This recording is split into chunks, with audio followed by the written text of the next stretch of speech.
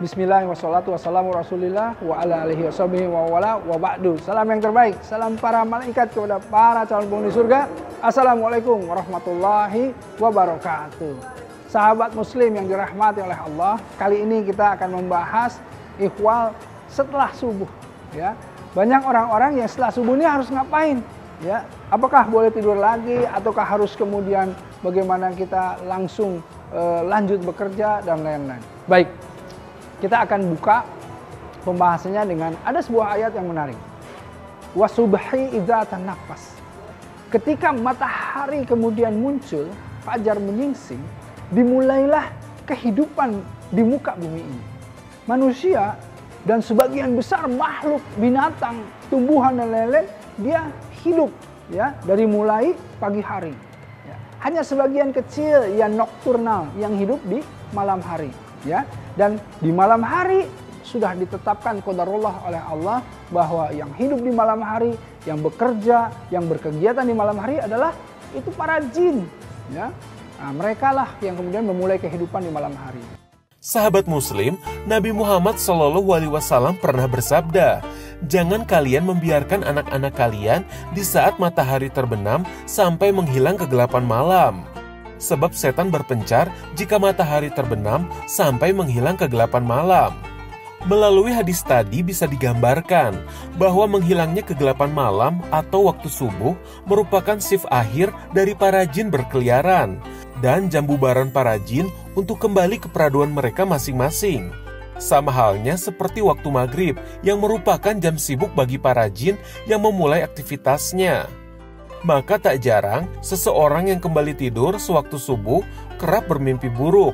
Seperti yang kita ketahui, mimpi buruk datangnya dari para setan kalangan jin. Maka di saat tersebut ada baiknya kita beribadah.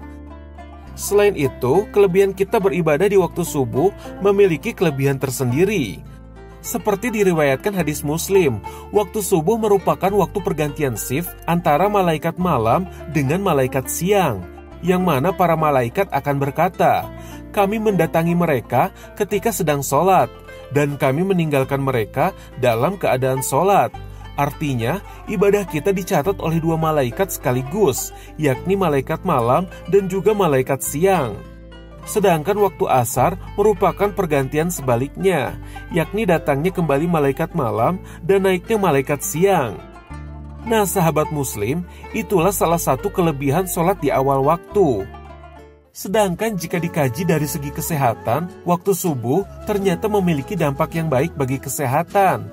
Dikutip dari klikdokter.com, adapun manfaat bangun di awal pagi ialah yang pertama, awal yang baik beraktivitas.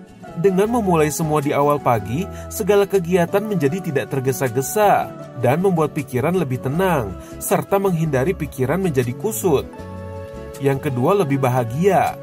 Menurut survei dari Universitas Toronto, orang yang bangun lebih pagi lebih bahagia dibanding orang yang suka begadang.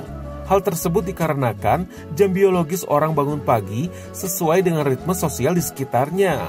Contohnya jam kerja yang dimulai pagi hari. Yang ketiga, pikiran lebih tenang.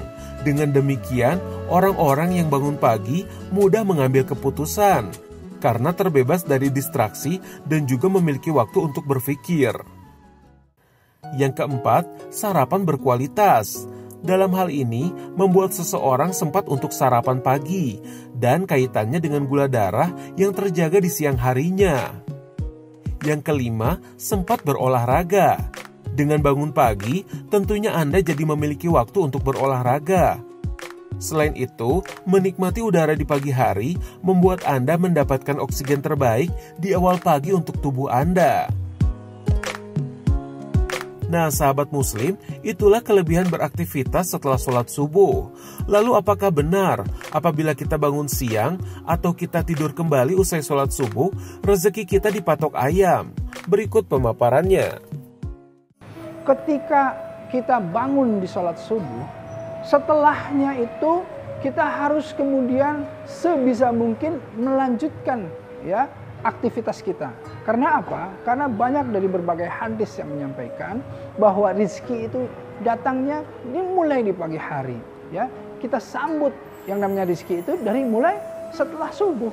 Nah, para imam semuanya menyatakan bahwa ketika pagi-pagi kita atau subuh-subuh kita bangun dan kita kemudian melanjutkan aktivitas, ya, dari mulai setelah sholat subuh ada syuruk, kemudian ada duha, yang kemudian kita lanjutkan dengan bekerja. Nah, dalam kondisi seperti itu, ya, secara biologis pun tubuh kita itu siap untuk kemudian menerima atau melakukan pekerjaan-pekerjaan. Karena apa?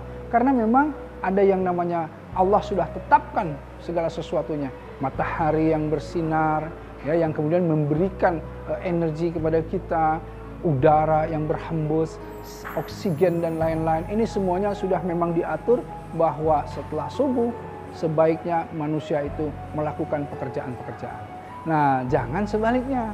Ketika setelah subuh manusia itu kemudian dia tidur, ini banyaknya apa? Secara tubuh itu membuat mereka itu menjadi, kalau anak-anak sekarang bilang, jadi kaum rebahan, ya, kaum yang mager, malas gerak. Kenapa? Karena tubuh ini juga akhirnya apa? Tidak terkena sinar matahari.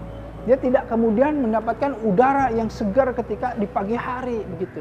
Nah, inilah yang tidak memicu juga, tidak memacu yang namanya badan kita untuk melakukan aktivitas-aktivitas.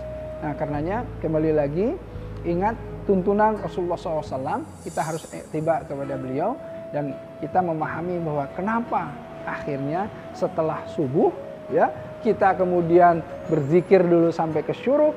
Setelah syuruk juga kita boleh duha di awal, ya, karena duha itu ada 3 bagian, ada awal, ada tengah, ada akhir. Kita ambil duha di awal dan kemudian kita melakukan aktivitas, kita jemput rizki itu, karena rizki itu disiapkan dari mulai subuh menjelang kemudian pagi hari.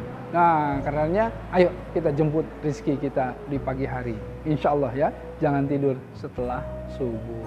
Assalamualaikum warahmatullahi wabarakatuh.